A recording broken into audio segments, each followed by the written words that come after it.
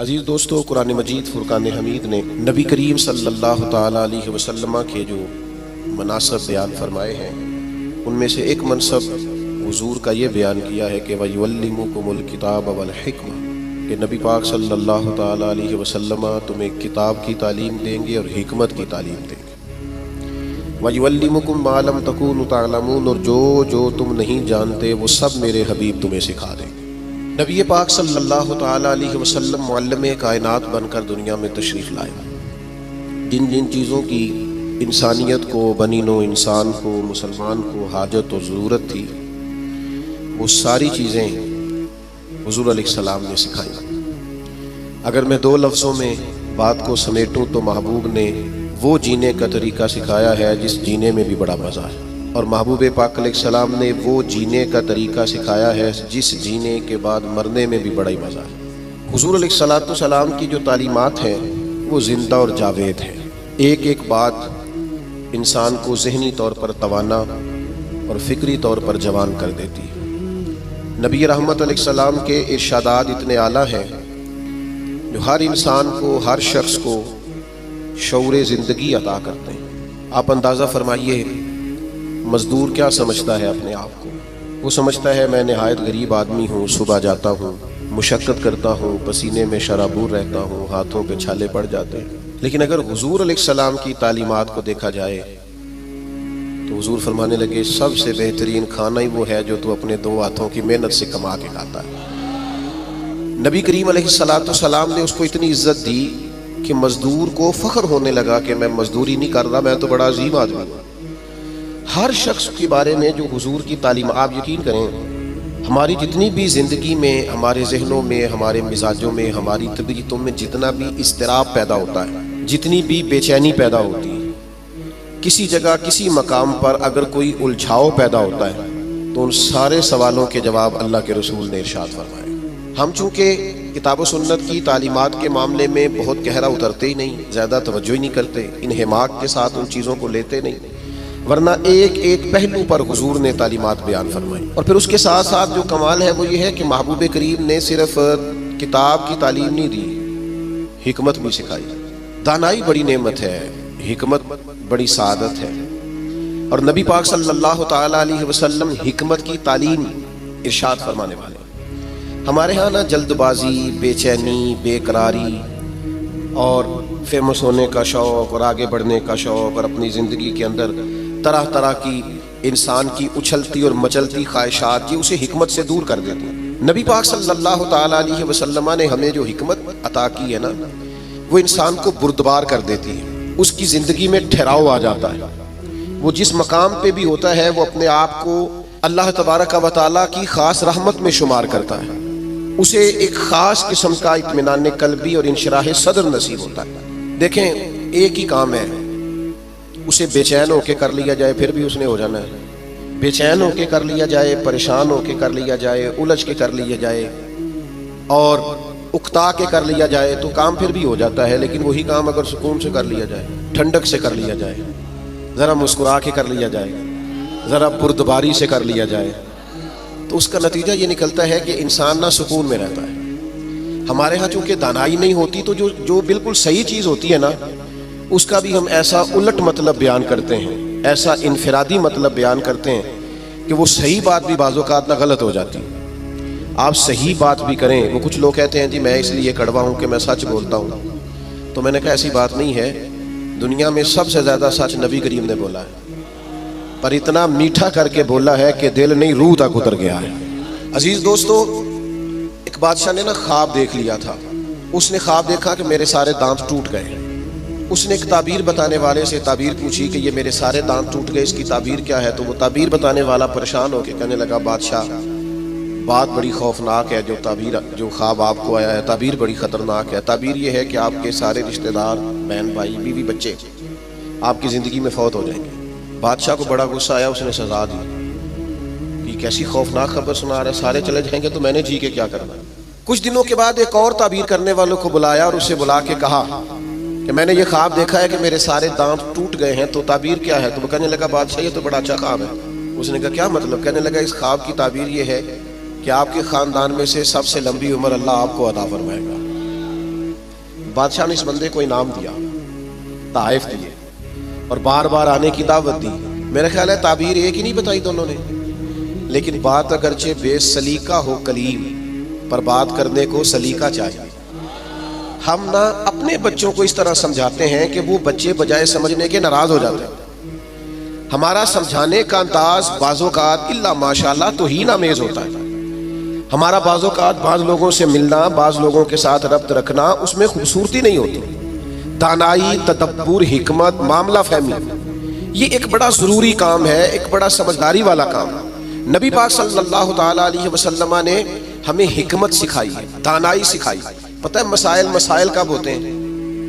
جب ہم انہیں ذہن پہ سوار کر لیتے ہیں۔ جب پریشانی کو ذہن پہ سوار نہ کیا جائے پھر پریشانی نہیں رہتی، پھر بندہ آسانی سے اس پریشانی سے گزر جاتا ہے۔ بڑے تدبر کے ساتھ روزمرہ کے معاملات کو ڈیل کریں۔ میرے پاس ایک دوست اپنے بچے کو لے کے آئے، حضرت اس کو دم کر دیں، اور ساتھ انہوں نے کہنا شروع کیا باقی تو اس کے بہن بھائی بڑے اچھے تھے، یہ ضدی بھی بہت ہے اور اڑ بھی بڑی جلدی جاتا ہے، اور اس کے مزاج میں تلخی بھی بہت زیادہ ہے، اور اس کی طبیعت کے اندر سختی۔ دو چار باتیں انہوں نے کی تو میں نے کہا کہ آپ تو اس کے والد ہیں، اگر آپ یہ لب و لہجہ اس کے بارے میں بیان کریں گے یہ تو سارے خاندان سے کٹ جائے گا۔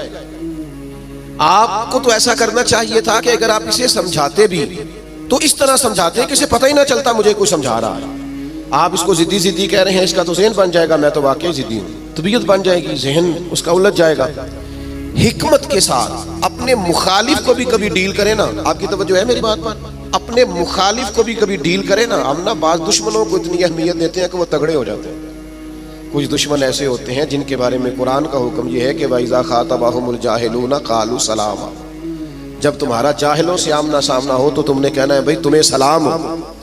ہر آدمی سے الجھیں گے نہیں، ہر ایک سے بحث نہیں کریں گے، ہر ایک کے بارے میں یہ ذہن نہیں بنائیں گے کہ یہ بھی میرا دشمن ہے، یہ بھی میرا مخالف۔ اتنی جلدی اپنے ذہن کے اندر تناؤ نہیں پیدا کریں گے۔ ایک صحابی آئے حضور کی خدمت میں، مشکاۃ شریف میں حدیث موجود ہے۔ عرض کیا یا رسول اللہ صلی اللہ تعالیٰ علیہ وسلم، کفار آپ کا نام بگاڑ کے لینے لگے ہیں، معاذ اللہ ثم معاذ اللہ۔ وہ کہتے ہیں اگر ہم نے محمد مان لیا تو محمد کا معنی تو وہ ہے جس کی تعریف کی جائے بار بار، اب وہ نام بگاڑ کے معاذ اللہ آپ کو برا بھلا کہتے ہیں۔ تو وہ صحابی آئے تھے اور انہوں نے بڑی خوفناک طریقے سے بات سنائی، پر پتہ ہے حضور نے کیا فرمایا؟ فرمایا پتہ نہیں وہ کس کو گالیاں دے رہے ہیں، پتہ نہیں وہ کس کا نام بگاڑ رہے ہیں، مجھے تو اللہ نے محمد بنایا ہے۔ اپنے دشمن کو بھی آپ حکمت سے ڈیل کریں گے، آپ دیکھیں گے کہ آپ کو اس کو اتنا توانا نہیں کر دینا کہ وہ بعد میں زیادہ بڑا مسئلہ بن جائے۔ تو دانائی، تدبر، حکمت، معاملہ فہمی۔ یعنی ایک شخص نے آ کے حضور کی بارگاہ میں عرض کیا میں اس شرط پہ کلمہ پڑھوں گا کہ میں نمازیں 2 پڑھوں گا۔ یہ صرف حضور کا اختیار ہے کہ نبی پاک کسی کو اجازت دے دیں، ورنہ کسی اور کا اختیار نہیں ہے۔ میں فقط 2 نمازیں پڑھوں گا، اگر آپ اجازت دیتے ہیں تو میں کلمہ پڑھتا ہوں۔ اللہ کے حبیب نے فرمایا تو آ جا 2 ہی پڑھ دینا۔ شارحین حدیث نے لکھا ہے اس نے 2 نمازوں کی شرط پہ کلمہ پڑھا تھا، پھر وہ تہجد بھی پڑھا کرتا تھا۔ ہمارے ہاں نا لوگوں کو موقع ہی نہیں دیا جاتا مسجد آنے کا۔ یہ کبھی کچے نمازی آتے ہیں نا رمضان شریف میں، تو پکے نمازی انہیں گھورتے ہیں، کہتے ہیں تسی آ گئے ہو فصلی بٹیرے، اور بھئی ان بچوں کو آ تو لینے دو اور دعا کرو یا اللہ مسجد آ گیا ہے، اب مہربانی فرما اس پہ رحمت کر، اسے پکا نمازی بنا دے۔ لیکن وہ دانائی، وہ خاص حکمت، وہ معاملہ فہمی، وہ حسن جو نبی پاک علیہ السلام نے ہمیں دیا ہے، ہمیں اس معاملہ فہمی کو سمجھنا چاہیے، ہمیں موقع دینا چاہیے۔ دیکھیے جب صلح حدیبیہ ہوئی نا تو بعض شرائط ایسی تھی جو بڑی مشکل تھی صحابہ کے لیے ماننا۔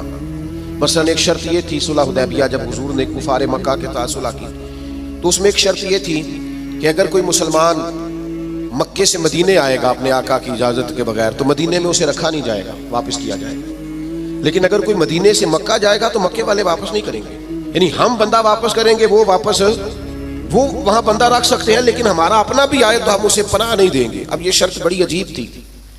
حضرت عمر رضی اللہ تعالیٰ عنہ پریشان ہو گئے، بخاری شریف میں موجود ہے، اور جا کے عرض کی یا رسول اللہ صلی اللہ تعالیٰ علیہ وسلم، آپ بھی سچے ہیں، قرآن بھی سچا ہے، اسلام بھی سچا ہے، پھر ہم دب کے صلح کیوں کریں؟ تو نبی کریم نے فرمایا عمر میں اللہ کا رسول ہوں، میں وہی کہتا ہوں جو میرا رب حکم ارشاد فرماتا ہے۔ فرماتے ہیں میں جناب صدیق اکبر کے پاس بھی گیا کہ یہ عجیب بات ہے کہ وہ بندہ واپس نہیں کریں گے، ہمیں واپس کرنا پڑے گا۔ تو تو یہ ہم دب کی صلح کیوں کریں جب قرآن سچا، اسلام سچا، نبی کریم سچے؟ تو حضرت ابوبکر صدیق کے ایمان پہ قربان جائیں، انہوں نے بھی وہی لفظ دہرائے، کہنے لگے عمر وہ اللہ کے رسول ہے، وہ جو بات بھی کرتے ہیں رب کریم کے حکم سے کرتے ہیں، لہٰذا انہوں نے جو کر دیا ٹھیک ہے۔ اب یہ وہ بظاہر شرط تھی جس سے لگ رہا تھا کہ مسلمان دب کے صلح کر رہے ہیں، لیکن آپ کو پتہ ہے سب سے زیادہ فائدہ اسلام کو اس شرط نے دیا۔ وہ جو مجاہدین اسلام مکہ مکرمہ سے ہجرت کر کے مدینہ طیبہ آتے، انہیں پتا تھا کہ حضور علیہ السلام ہمیں نہیں رکھیں گے۔ حضرت ابو البصیر رضی اللہ تعالیٰ عنہ اور اس طرح کے کچھ اور صحابہ یہ جب مدینہ طیبہ آئے اور حضور نے واپس کیا تو انہوں نے ایک تیسرے مقام پہ ڈیرا لگایا، وہاں سارے مجاہدین آہستہ آہستہ اکٹھے ہونے لگے۔ اس کا نتیجہ یہ نکلا کہ کافر جب بھی وہاں سے گزرتے انہیں تکلیف کا سامنا کرنا پڑتا، تو جس شرط پر وہ بڑے ڈٹے ہوئے تھے نا کہ ہم نے منوا لیا ہے، سب سے پہلے کفار مکہ اکٹھے ہو کے آئے کہ مہربانی کریں اس شرط کو تو ختم کریں، آپ اپنے لوگوں کو بلائیں مدینہ منورہ۔ تو تدبر، دانائی، معاملہ فہمی۔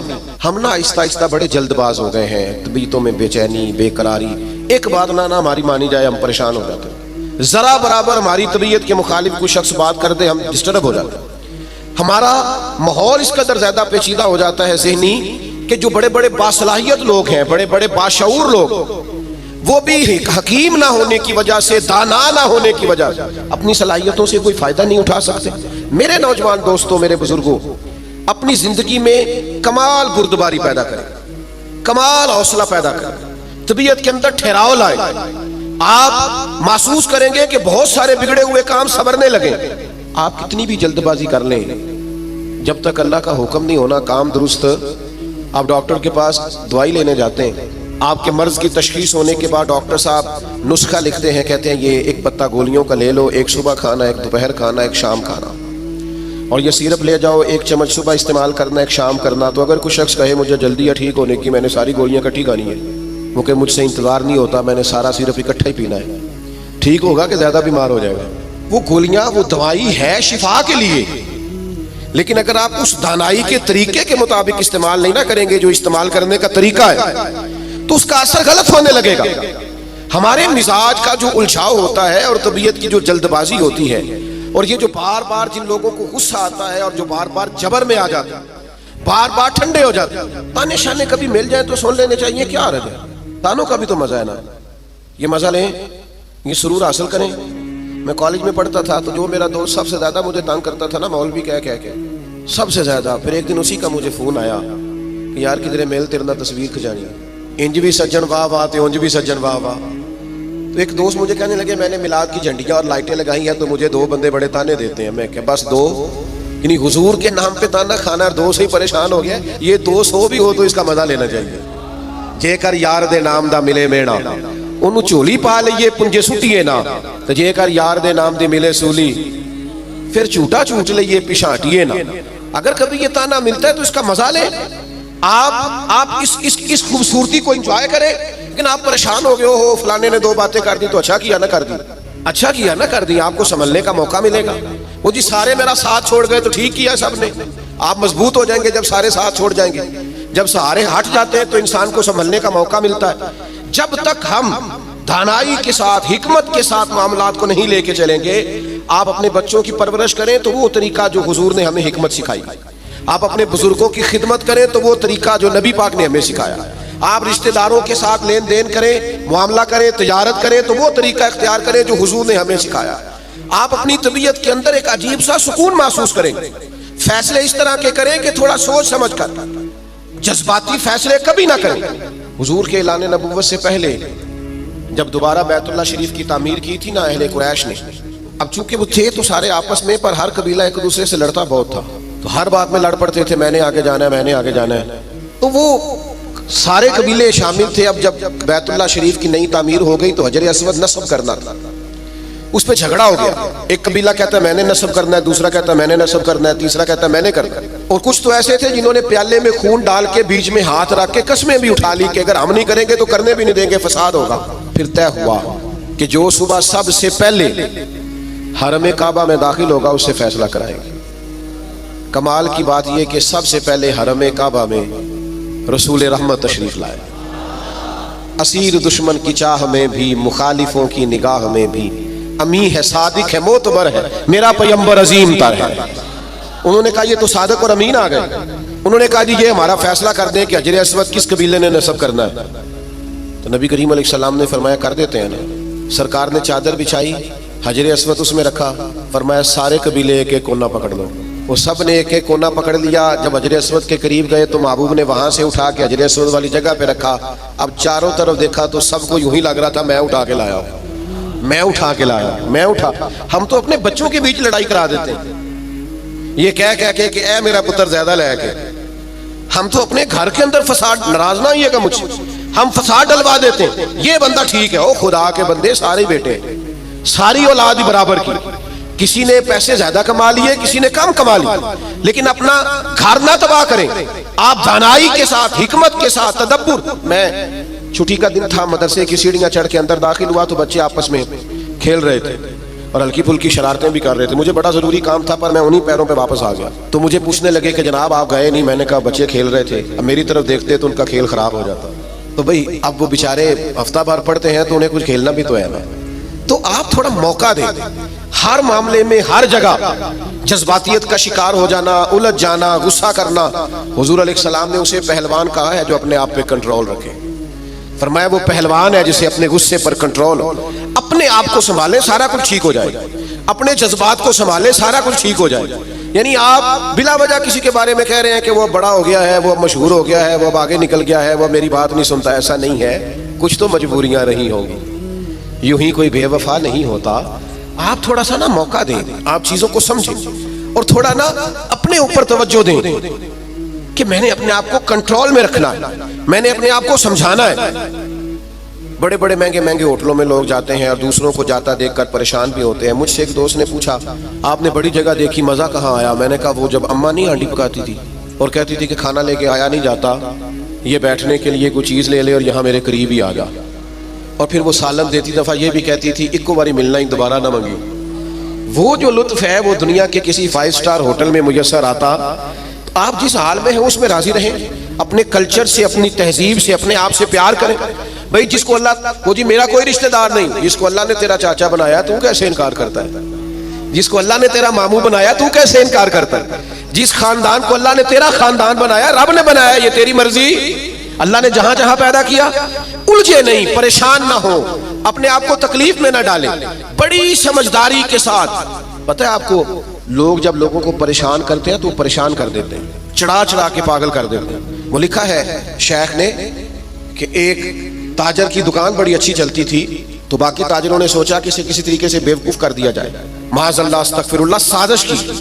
وہ صبح صبح جب دکان کھولنے کے لیے آیا تو اس نے سفید امامہ پہنا ہوا تھا اور اس نے نیلے رنگ کا سوٹ پہنا ہوا۔ تو پہلا تاجر اسے دیکھ کے کہنے لگا ماشاءاللہ سفید لباس پر آپ کا یہ کالے رنگ کا امامہ کتنا پیارا لگ رہا ہے۔ اس نے کہا پاگل ہو گئے ہو، میرا تو یہ سفید رنگ کا ہے۔ تیسرا بھی ملا تو اس نے کہا کالے رنگ کا امامہ کیسے لگ رہا ہے؟ اس نے یہاں سے آگے کر کے دیکھا کہ تو وائٹ ہے۔